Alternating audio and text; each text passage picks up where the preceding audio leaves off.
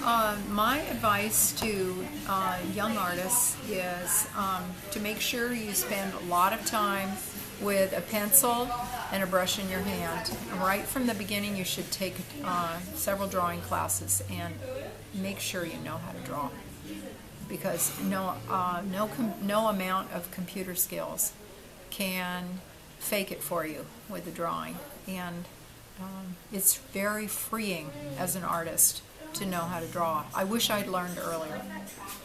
I didn't really learn until about halfway through my career, so I was super dependent on photography in the early days.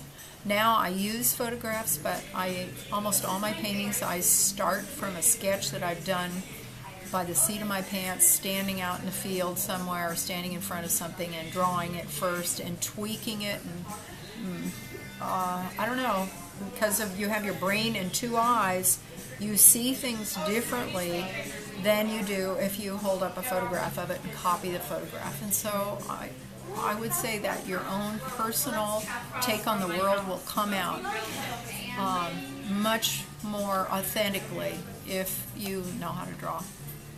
So let's say you learn how to draw and you start getting some fairly decent designs and some paintings. What's the best way that you would suggest in this day and age for somebody to begin to market it and promote it? I have no idea what to say.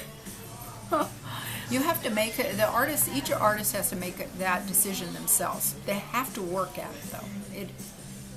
Nobody is going to knock on your door and say, oh, do you have any paintings for sale? Nobody. You have to make sure that your work is seen regularly. You have to be really organized about it. You have to keep track of what you have produced. You have to sell for the same price to everybody, even if you're selling through a gallery or if you're selling out the back of your car. The same price on that painting. You mean per painting? Yes. So the gallery, it's extremely important to be professional about your pricing and professional in your relationships with galleries. Shows, your framing and presentation is super important. It's also nice to have a simple website with your work on it. You need to keep an up-to-date resume. I mean, it's kind of like a business. Well, it is a business, isn't it? Yeah, I'm really business-like, but it's very interesting now to see people submit work to shows, and some people are super professional in their presentations, and some people are not, and they can be just as good artists. But if you really want to succeed, you have to think of it as a business a little bit. So as far as the newbies go, they should learn to draw. And then when they go to promote their work, they should present it well. Yes. And they should. Now, how did you get started, or how would you recommend somebody get started getting their work in galleries, shows, all that kind of thing? You have to go to the area where you think your work would sell. You have to just kind of guess because you don't know, and you have to select a couple of galleries that you think are a good fit, where your work would go. Like, I'm not going to take my work to some place that carries Picasso and Mondrian, and I mean they're just going to laugh at me if I apply there. But I would go to a gallery that carries work that sells for about what I want mine to sell for. That's another thing I should talk to newbies about, pricing. But I want my work to fit. I want it to be an add to the gallery, but I want it to be a fit, and then I want to present it really, really well. I have to. In the old days, we give them a CD with a bunch of images on it, but now I really don't know how you would, what the right procedure is today to approach a gallery, other than selecting it and writing a query letter to the owner and seeing if they're taking new artists and interviewing. So it's not a matter of going in with a stack of paintings and saying, "Oh, they'll just kick you right out the door." Oh. No. I don't know. I'm trying to learn here. No, because if you can imagine, let's say some fabulous gallery on Sutter Street in San Francisco or something, they have a huge rent that they pay. They want to spend their open hours dealing with customers. potential customers. Right. They don't want you dragging in a bunch of paintings with no appointment. They're not even going to talk to you. So you have to. I was a buyer for something else once, and So I you know what know. you're saying. No, you need an appointment. You need it to be when they're, make the appointment probably when they're not busy, or when they're closed, and you have to be super professional. You have to convince them that you're going to keep on producing work that is consistent.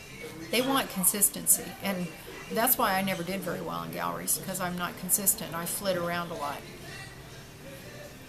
I go from goats to landscapes. So you started your own.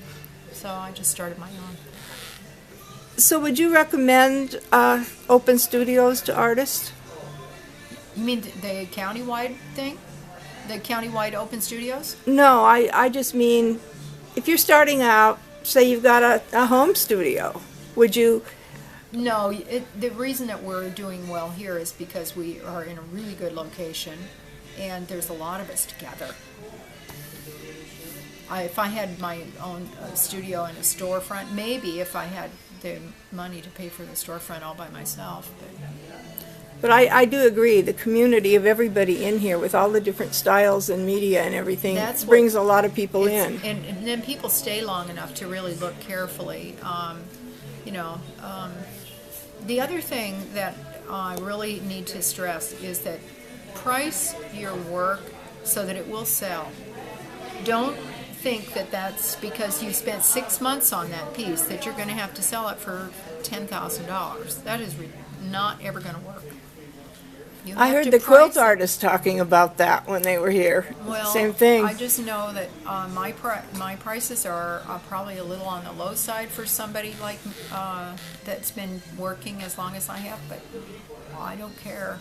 I would rather. I mean, they're not really low, but my big paintings sell for $4,000, but my small ones maybe for $1,000, and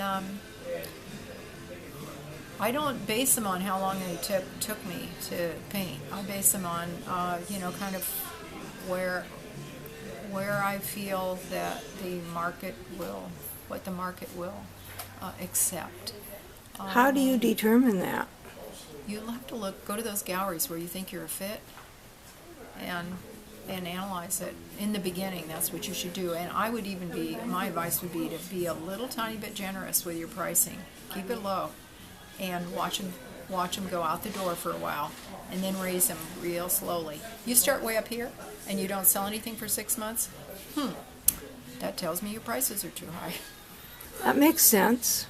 I mean, but it's hard to accept that, especially if you did work for 6 months on something. I don't know. Anyway, that's my advice. That sounds very good.